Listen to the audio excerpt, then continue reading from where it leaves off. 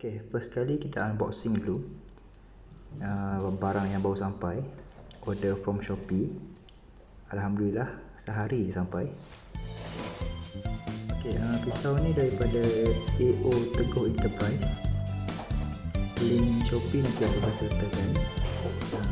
Bungkusan ni aku dah buka sebenarnya, tapi dia balut bagus lah. Ada kotak, ada bubble wrap, lepas tu ada surat khabar untuk tak nak berbuayang lah. Kita tengok situ, Muhammad Azizi Osman. Dia supply barang-barang restoran dan juga hotel. Bertudung ayumu sungguh jelita. Okay, kalau kita tengok kat sini, dia ada nombor siri pisau tu, ada logo Victorinox, ada tulisan Victorinox dekat bilah dan juga dekat hulu. Okay, hulu hitam ni Victorinox Firebox. Dia ada dua, Firebox dengan Swibo. Perbezaan dia tu tak ada beza sangat pun, lebih pada perbezaan hulu sahaja.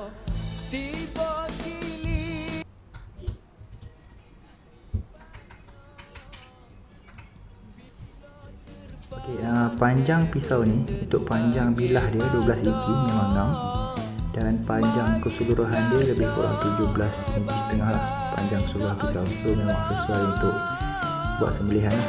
Pisau yang panjang. Semanis-manis gula.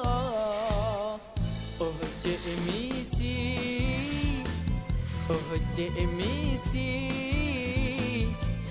ku sudah jatuh cinta. Oh cik misi, oh cik misi. Untuk part ni aku cuba potong tisu dapur, tapi tisu ni dia satu dia terlalu nipis. Lepas tu tekstur dia tak sekata, dia ada lekuk-lekuk tak cantik lah.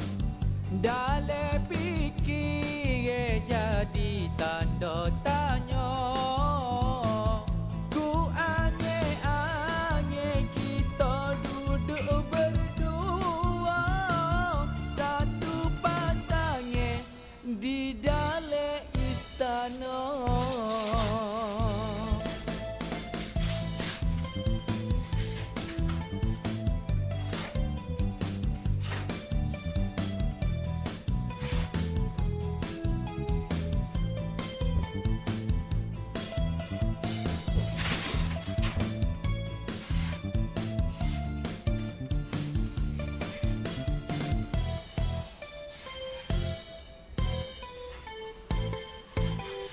Oh cik misi, oh cik misi, ku sudah jatuh cinta.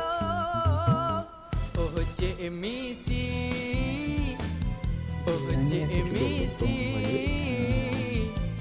Ini video first aku record ni, first dapat record yang ni, potong surat khabar ni. Okay, itu sahaja review dari aku. Thank you. Thanks for watching. Bye.